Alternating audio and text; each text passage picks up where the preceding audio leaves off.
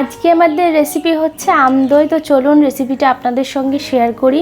Gas on করে কড়াইয়ে দুধ দিয়ে দুধটা জাল করতে বসিয়ে দিয়ে এখানে একটা পাকা আমের শাঁসটা বার করে নেব, আটিটা বাদ দিয়ে দিয়েছি মিক্সচারের মধ্যে।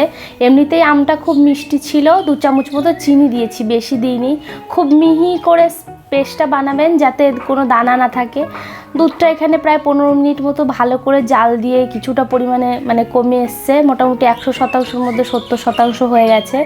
অনেকক্ষণ ধরে এই যে পাশে লেগে যাচ্ছিল, আমি ফুল ফ্যাট মিল্ক নিয়েছি, পাশ দিয়ে লেগে যাচ্ছিল, ওগুলো ভালো করে করে নিয়ে যে ফাটিয়ে দুধটা জ্বালিয়ে নামিয়ে কিছুক্ষণ ঠান্ডা করার পরে, খুব ঠান্ডা নয়, যে কুসুম গরম থাকবে, মোটামুটি আঙুলটা যাতে ডোবানো যায় এরকম গরম রেখে তার মধ্যে যে আমের মিশ্রণটা ছিল সেটা ভালো করে মিশিয়ে নেব।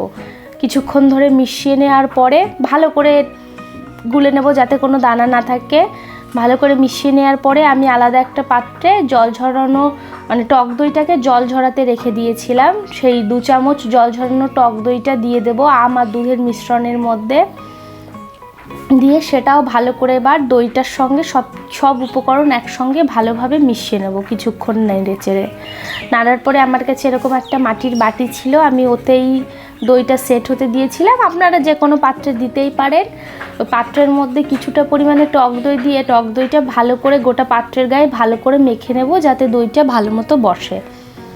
মেখে নেওয়ার পরে জানি না দইটার কিছু হয়তো ভুল ছিল, মাঝে আমি দইটা একবার স্টিম করেছি, আপনাদের দেখাতে ভুলে গেছি সেটা, কিন্তু দইটা ঠিক মতো জমেছিল না। খেতে কিন্তু দারুণ হয়েছিল। এটা ঠিক দই বলা চলে না, আম ক্ষীর বললেই ভালো হয়। তো আপনারাই কমেন্ট করে জানাবেন যে এটাকে ঠিক কী বলা যায়, না আম দই হয়েছিল না আম ক্ষীর হয়েছিল, কিন্তু খেতে ভালো হয়েছিল। যাই হোক, আমি এই যে পাত্রের মধ্যে দইটাকে ঢেলে দিয়ে একটু ডেকোরেশনের জন্য ওপর থেকে ছোট ছোট কয়েক টুকরো আমের কুচি দিয়ে সাজিয়ে নিয়েছি, দেখতে যাতে ভালো হয়। যে কোনো খাবার টেস্টের থেকেও দেখতে ভালো হলে সেটার খাওয়ার চাহিদাটা কিছুটা হলেও বেড়ে যায়।